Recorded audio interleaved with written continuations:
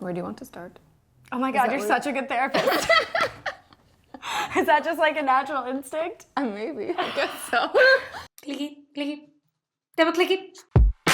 Hey guys, it's me, Hannah Hart, here with Kati Morton. Hi guys. Kati's here with me today to talk about mental health and wellness and to listen as I share my personal mental health journey with you and with an expert. Yay! And you're an actual licensed marriage and family therapist? That is correct. Wow. Kati, could you do me a favor and explain to our beautiful heartosexuals a bit about your channel and how it works? Yeah, I put out videos 3 days a week. Monday is a mental health topic. I'll talk about a diagnosis or something that you have asked and I will answer. Thursdays is an FAQ video where I pick a question from one of you wonderful people and I answer that. And Saturdays is a journal topic, which I encourage all of my viewers to journal, and I talk about how important it is and I offer you a prompt to get you going. Now, May is Mental Health Awareness Month in America, but October 10th is World Mental Health Day. So in honor of World Mental Health Day, I want to share with you guys and with Kati a little bit about my personal mental health journey. I've always been someone who's very pro talk therapy, but I haven't always been that way. In fact, when I was a kid, I had to go to court-ordered therapy where this therapist actually tried to bribe me into talking by offering me food. That's really messed up. It's so messed up. Are all therapists like that? No. If you go to someone and you just don't click with them or it doesn't quite work or you're forced and you're like, ooh, don't give up. Because it takes a while for you to feel comfortable talking to a random stranger about your darkest, deepest secrets. And also you just have to try out different personalities. We don't get along with everybody, that's okay. But you have to find someone that you feel like, I like you, I can tell you things and this will work out. And then the real therapy can begin. And that's exactly what happened to me. I actually didn't find a therapist that really fit for me until I was 24, 25 and I had moved to Los Angeles. How much do you think it's finding the right fit and being ready to do the real work? A lot of it is the click with the person. But if we're already really open and willing to work, we're already more apt to try to make it work with that therapist. Do you ever find that people have come to therapy and you see that the work is laid out before them, everybody's ready to go, but they haven't made the decision to really start to try and change the way they perceive and live within their lives? All the time. Really? Yeah. And sometimes I'll even tell people, I'm like, we've been working really hard. I've been giving you a lot of homework. I believe in a little therapy homework. Not you have to write all this down and do this, but it's try to do this week and then report back how it felt. And I think that's really important. And so I think that if they're not willing to do that, then I believe in direct communication. That's what therapy is about, right? So I'll say, I've given you these instructions and I find you're just not doing them. So I feel like maybe we should take a break. And then when you're ready to start trying, give me a call. Because I'm always gonna be here, but if you're not ready, you're not ready. Okay, great. So that's the first stage of my mental health journey. It's really what I like to think of as mediation, which is just talking with you and yourself and having the therapist be the mediator between you and your personal demons. I love that analogy. Thank you. But after 2 years of what I think was really successful therapy, I still found that there were these patterns and habits and ideas about myself that I just couldn't unwind. I couldn't untangle. So I approached my therapist and I was like, I think maybe, which was really hard, see a psychiatrist, because I'm doing all the work I can, but I still feel there's something I'm not getting. I think a lot of people feel that it's defeat, admitting defeat. But the thing that I know people disagree, you can disagree all you want in the comments, that's totally fine, but there is factual research and information that tells us that there is an imbalance in our brain, or we can be genetically predisposed to have bipolar disorder, depression, anxiety. All those things are things that we may not even have any control over, and no matter how many behavioral techniques I give you, you're still gonna feel like shit sometimes. And so medication can bridge that gap, because medication, talk therapy together is it's the best combination.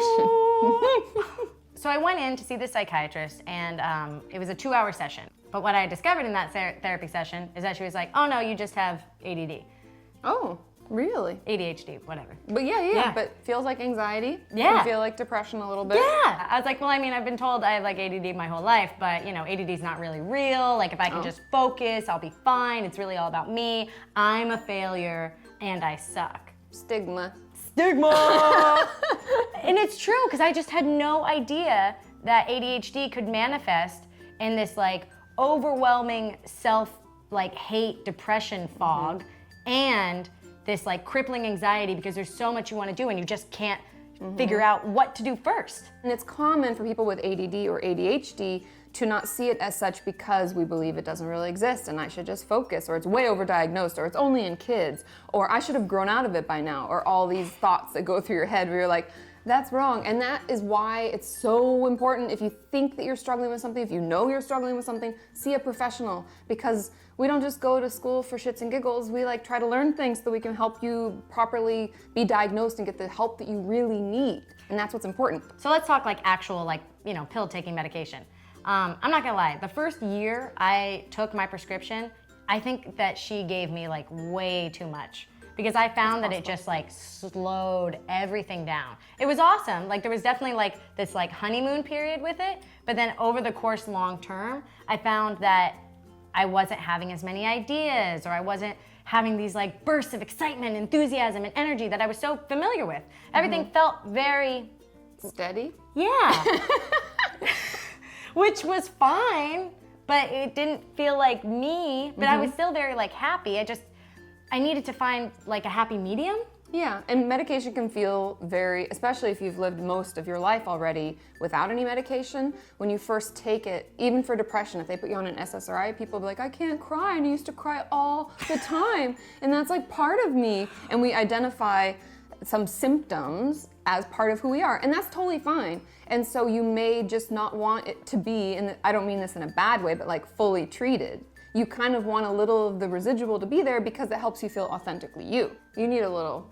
Yeah. And I think everybody does, and that's the problem with medication and why it's so important to communicate this to your psychiatrist or your regular doctor, whoever you're going to get your pills. I recommend a psychiatrist. It's awesome that you did that. A lot of people just go to see a regular doctor because they specialize, so it's better treatment. But you need to be able to verbalize this to them so that you get on the proper amount of whatever medications you're on, so your dosage is appropriate for how you want to feel. There's a lot of factors that they're going to think about and ask you about, and that's why it's so important to express that to them so they know that you feel really blunted. That's the word for like blunted. Blunted. Blunted. Blunted. Yes. Where you're like, I just can't. Yes, where it's like, I am interesting, but I don't feel interesting right now.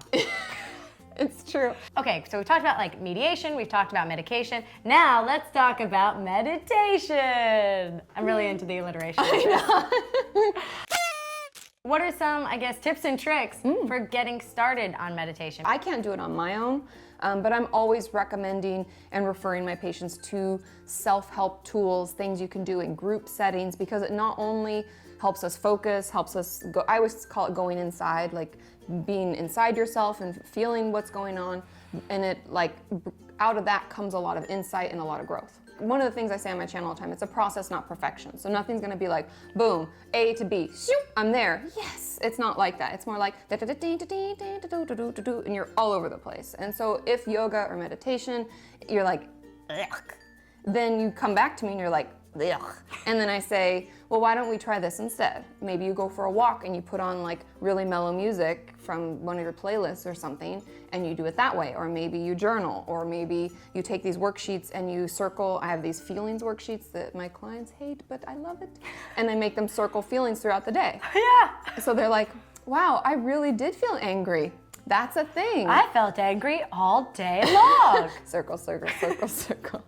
So know that it's not just one thing or no things. It's being honest about where you're at. Like if you try something, you can say like, hey, meditation doesn't work for me. And then as a therapist, it's my job to be thinking outside the box and coming up with another thing to try so that we can find what works for you, because there's not one prescription for every person. Okay, now before I let you go, I have some tips for you. Ooh. One, there's a great app called Headspace that I use to like get into meditation. Have you ever tried it? I've heard of it. One of my clients uses it. Download Headspace because it's like, they have these guided meditations and it's a really great first step, or it really worked for me. Well, Katie, thank you so much for being here. Yeah, thanks for having me. Oh, of course, in your own house.